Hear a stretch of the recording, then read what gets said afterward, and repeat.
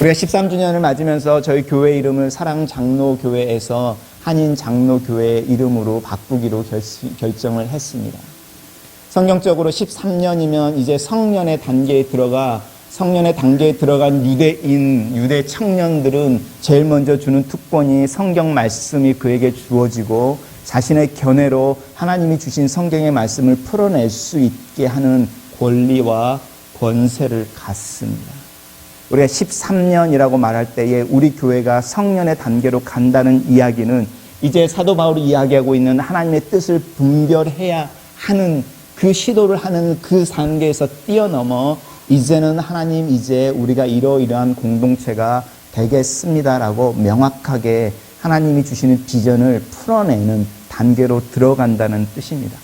그것이 우리에게는 또 다른 도전이 될 수도 있지만 우리가 이름을 바꾸는 작은 제스처 속에 하나님 이제 우리가 어른으로서 하나님의 말씀 앞에 공동체로서 교회로서 좀 더 책임감 있는 모습으로 서며 우리가 함께 그리는 그 그림에 조금 더 구체적이고 분명한 색깔을 드러내고 싶습니다 라는 마음의 표현이라고 생각합니다. 또 하나는 저희가 교회 이름을 바꾸기로 결심한 것 중에 하나가 무엇인지 우리 분명히 알아야 하는데 그것은 무엇이냐면 12년의 시간 속에 우리가 사랑장로교회로 예배 드리면서 사실은 12년 동안 함께 예배 드려 온 12년의 동역자들 저희 교회에 남아있는 분들의 숫자보다 12년 동안 저희 교회를 거쳐가 지금은 다른 교회에서 예배 드리고 있는 이들이 훨씬 더 많다라는 슬픈 현실 때문이기도 합니다. 저는 이 현실을 부정하고 싶거나 감추고 싶지는 않습니다. 이것이 저희들의 부끄러움이나 수치는 아닙니다. 왜냐하면 우리가 애썼고 우리가 처음부터 12년을 살아오면서 온 어떤 결과일 수도 있고요. 하나님 우리에게 맺게 하신 열매의 지극히 작은 모습일 수도 있지만 우리가 신실하게 12년을 지켜왔다고 할 때에 우리의 믿음의 표현일 수도 있습니다.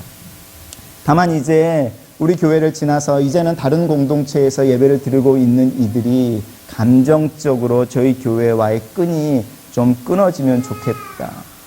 그리고 우리는 미래를 향해서 다시 한 발 새로운 발걸음을 책임감 있게 내디딜 터이니 2년 전, 3년 전, 5년 전, 12년 전의 기억들을 가지고 저희 교회에 대한 이야기는 이제 그만하십시다.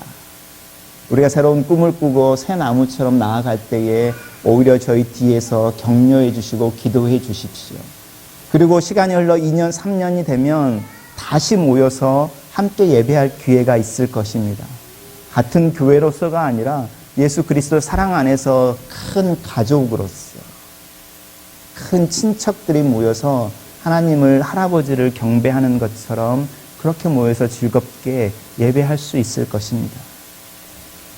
그리고 나서 또 하나는 저희가 저희 교회의 정체성을 새롭게 세우는 것입니다. 장로교라고 말하는 것은 개신교라고 말하는 것에 한 80%는 그 의미가 포함되어져 있을 것입니다. 개혁주의, 또 개혁된 이런 이야기를 쓸 때에 80%는 장로교라는 단어를 대치해도 크게 무리는 없습니다. 우리는 바운더리를 그을 때에 선을 이렇게 긋는 경향이 있죠. 그래서 이 선을 넘으면 안 돼. 이 선을 넘으면 죽어. 이렇게. 성경은 바운더리를 절대 수직으로 긋지 않습니다. 성경은 바운더리를 서클로 긋습니다. 에덴이라는 공간을 생각해 보십시오. 에덴이라는 동산을 서클로 그어놓고 이 안에서 네가 마음껏 살 수 있어라는 겁니다. 장로교라고 말하는 것을 강조하는 이유는 우리 교회가 마음껏 사상과 생각과 신학과 하나님에 대한 이해와 교회의 모델들을 추구해 나갈 때에 서클을 하나 그어놓는 겁니다. 우리가 이해하는 교회는 이만큼입니다. 우리가 살아가는 삶의 모습, 사회에 대한 관심, 또 이 세상의 사람들의 울음과 슬픔에 대해서 우리가 반응하는 것, 우리는 이만큼입니다. 이렇게 그어서 이 선을 넘으면 진보, 넘지 않으면 보수라고 말하는 것이 아니라 하나님의 장로교라고 말하는 역사와 성경과 전통을 포함해서 그어놓으신 커다란 원을 우리의 바운더리로 삼는 겁니다. 그리고 우리는 이 바운더리 안에서 고민하고 질문하고 의심하고 기도하고 씨름하면서 그리스도인의 삶을 살아갈 것입니다.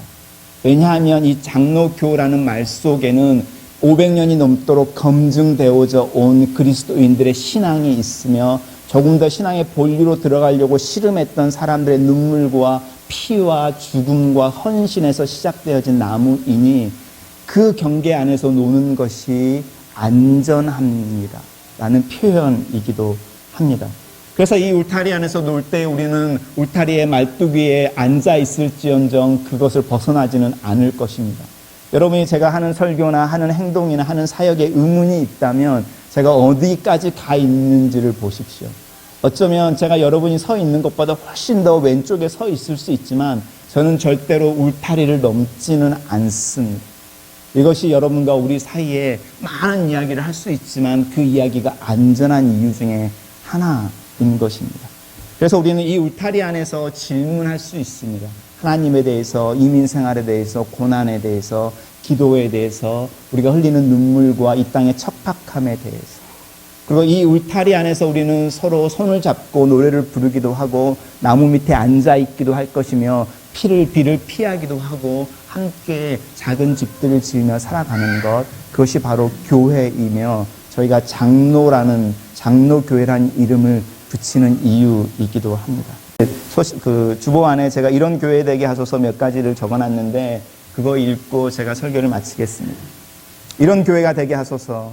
장로교회의 역사와 전통, 개혁주의 신학의 울타리 안에 있는 건강하고 건전한 교회.